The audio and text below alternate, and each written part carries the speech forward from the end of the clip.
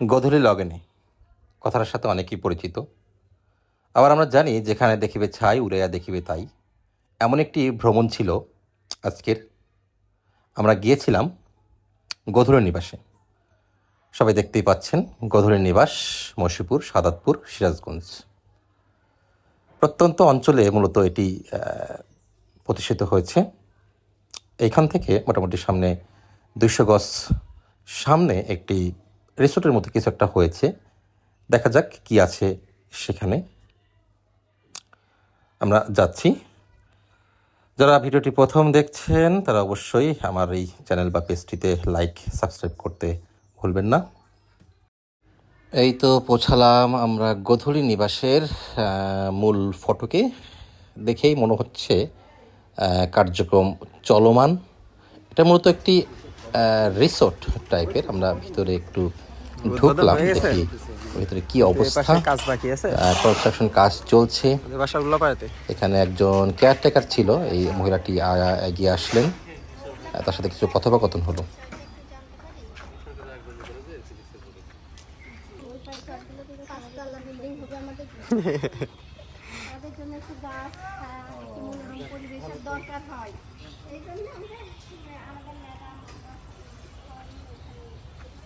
ভদ্রমহিলার সাথে কথাবার্তায় যা বোঝা গেল, এটি মূলত একটি রিসোর্ট টাইপের আবাসিক ব্যবস্থা আছে এবং এখানে মূলত বৃদ্ধদের জন্য বৃদ্ধ নিবাস করা হবে আর কি। আর কিছু অংশে রিসোর্ট টাইপের, এই যে দেখা যাচ্ছে কুটির দেখা যাচ্ছে, এইগুলোতে রিসোর্ট টাইপের করা হবে। এখানে বিভিন্ন অতিথিরা ঘুরতে আসতে পারবেন, অনুষ্ঠান করতে আসতে পারবেন। এই রুমগুলোর বা কটেজগুলোর ভাড়া আমি তাদের সাথে কথা বলে জানতে পারলাম 4 থেকে 5 হাজার, কিছুটা ডিসকাউন্টও থাকবে এই কুটিরগুলোতে। হ্যাঁ, এসি নন এসি সবই আছে এবং পেছনের দিকে নাকি বৃদ্ধ নিবাস হবেন। এটা খুব ভালো উদ্যোগ, শুনে খুব ভালো লাগলো। আরও জানতে পারলাম এটি একটি এনজিও প্রতিষ্ঠান পিডিবি এর অর্থায়নে পরিচালিত। এখানে পারিবারিক বিভিন্ন অনুষ্ঠান প্লাস সময় স্পেন্ড করার মতো অনেক কিছুই থাকবে। লেজার সময় কাটানোর জন্য দেখতে পাচ্ছেন দোলনা আছে, বিভিন্ন ধরনের সুন্দর সুন্দর বৃক্ষরোপণ করা হয়েছে, অর্নামেন্ট টাইপের, ফুলের গাছ, ফলের গাছ টাইপের।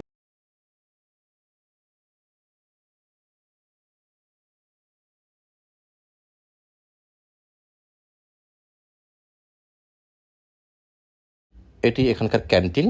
এখানে যারা ভাড়া নেবেন এই রিসোর্টটি, তাদের জন্য খাবার দাবারের আয়োজন করবে এখানে। এখানে বুফে সিস্টেমও করা যাবে, মানে যারা যে ধরনের অনুষ্ঠান করতে চান এখানে তার সাথে কথাবার্তা বলে টাকা পয়সা ঠিক করে এটা করতে পারবেন।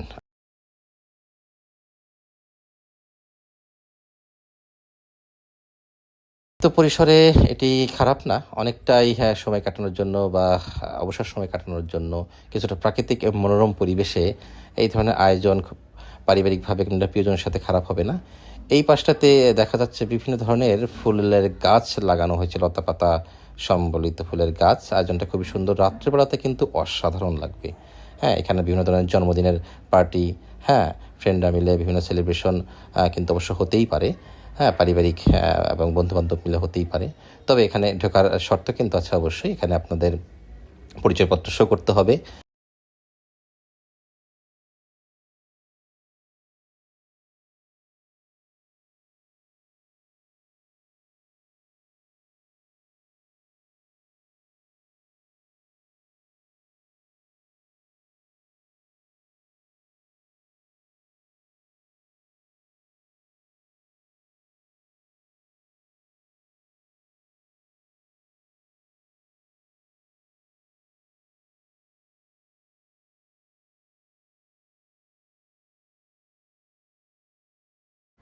আমার কাছে কিন্তু এই বেসমেন্টটা খুব ভালো লেগেছে, এই প্ল্যাটফর্মটা। এখানে একটা কনভেনশন হলের মতো আর কি, ওপেন স্পেস আর কি।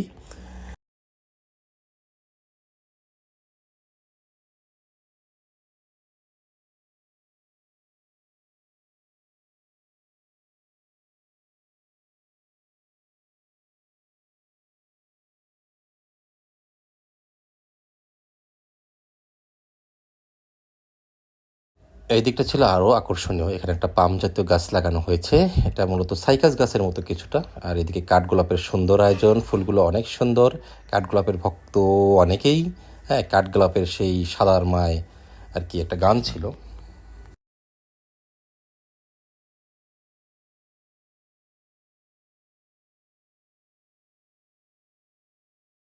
এই কটেজটার বামে ছিল কিছু ফলের গাছ, লিচু, বেদেনা, মালটা, এই ধরনের গাছ একটু দেখি আমরা। সেই যে বাজার থেকে কিনি আমরা হলুদ হলুদ এই জাতের নাকি, যে কালারটা তো অন্যরকম মনে। এটা ধরে নিলাম আমরা ইন্দোনেশিয়ার মালটা। থাইল্যান্ডের আম দেখবো, আসো। থাইল্যান্ডের আম, থাইল্যান্ডের আম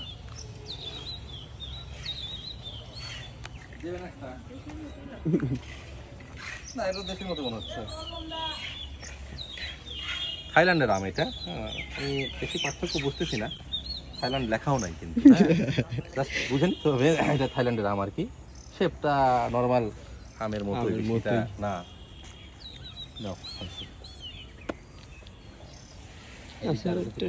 ওই যে ড্রাগন, এটা সুন্দর বুঝছেন। নর্মাল বট গাছকেই ওই কাটিং করে বনসাই করা হয়। হ্যাঁ, বনসাই করা হয়েছে, কাটলে এবার বাড়ে না। তখন যার বনসাই তো কোনো গাছ না, নর্মাল গাছকে কেটে কেটে ছোট রাখা হচ্ছে জাপানি টেকনোলজি বনসাই। তখন বিভিন্ন ধরনের গাছে করা যায়, এই পটেও করা যায়। এটা তো এরকম ফুল ধরে, তাতে এসে একটা কেক কাটা লাগবে।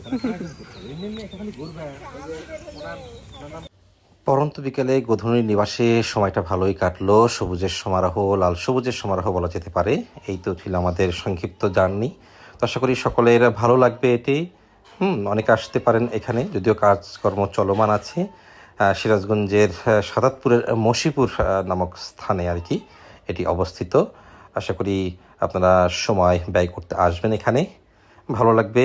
ডে বাই ডে এটি উন্নত পর্যায়ে যাবে, গাছগুলো বড় হবে, ডেকোরেশনটা সুন্দর হবে। তো আজকে এই পর্যন্তই থাকবে। আপনারা যারা আমার পেজটি, আবারও বলছি, নতুন দেখছেন, তারা লাইক, সাবস্ক্রাইব, ফলো দিতে ভুলবেন না। আজকে এই পর্যন্তই। সকলকে ভিডিওটি দেখার জন্য অসংখ্য ধন্যবাদ।